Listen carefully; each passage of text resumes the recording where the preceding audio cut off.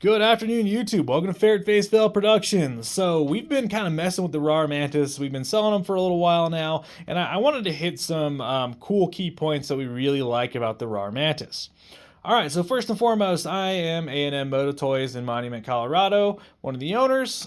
We are a dealer for the Rawrr Mantis. And you know what? I try to be as objective with everything that we sell. We have thrown companies under the bus because not treating customers right. Quiet cat. We try to be as honest as we can with ourselves. I'm not just somebody trying to make some money on this, but hey, take that for what you will. I'll be upfront. Okay, so first and foremost, this bike has a 72 volt 35 amp hour battery, has a peak output power of 7,500 watts. It's capable of using a 60 volt battery because that's what the originals were. The new 72 volt bikes come with a flat seat because everybody didn't like that other weird thing that they were doing. That's fair. Comes with a all steel component KKE forks in the front. I know some other people have talked about this. I've talked about this. These are probably the best stock forks that come on any E-Moto right now in this class. I'm talking about the smaller class. Don't come at me with the Ultra Bs, whatever. And so the bike as a whole is a pretty average spec-wise within the rest of the line of the industry. So what's different about the Rawrr Mantis? It is built more like a dirt bike. It is built to handle the rocks, going over trees, Rawrr, climbing up steep hills. It just does it better than the Talaria or the Sur-Ron Light BX and some of the other competitors in this space. I'm sorry, the chassis is a little bit bigger, it's a little bit heavier, it's more planted, it comes with real dirt bike tires. So out of the box, you can take and trail ride this thing on gnarly stuff, and it does great. Now, is it perfect? No, it's still a $5,000 bike. You're not getting a $12,000 KTM with $5,000. I tell people that all the time. So, yes, it is a smaller play bike class bike. And while it's very capable, know its limits. The battery range is going to be realistically in the real world 30 miles-ish, right? You might get less if you're riding real hard. You might get more if you ride like a pansy like I do. So keep that in mind when you're looking at these bikes. The range that they advertise is almost always bullshit.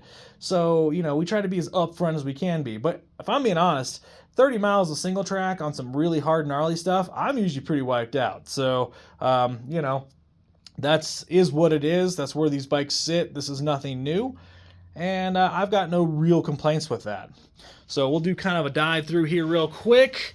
PDS style rear shock. Some people hate it. It's kind of similar to the KTM world of things. Some people like PDS, some people don't. I think for enduro type riding, the PDS works very well. I've had pretty much no complaints. I have softened them up a little bit. The forks, one is air, one is a spring type. So you can take it all the way up to 150 psi or down to about 60, depending on what you want feel-wise. There's the top, very adjustable suspension. Take a look at the dash here. So I love the dash. It gives you a lot of information real quick up front. Nothing crazy, but hey, there you go.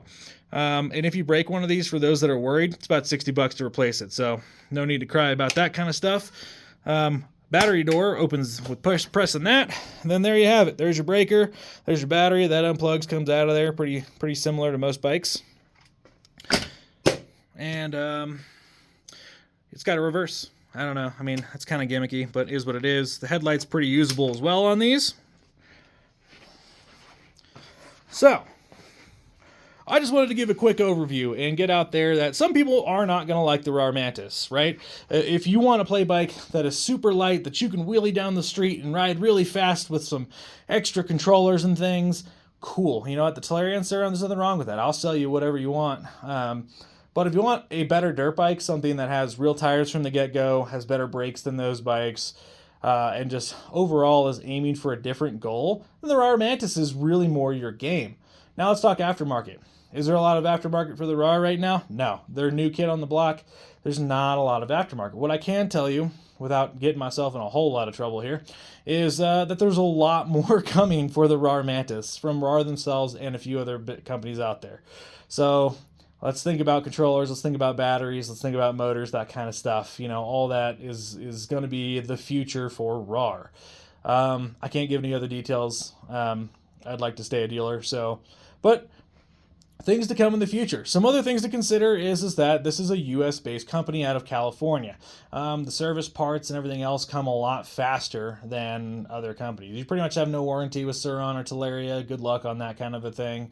So here we are. So far, we've had really good experiences. And, hey, we're a dealer in Monument. If you want to rent one, we rent these.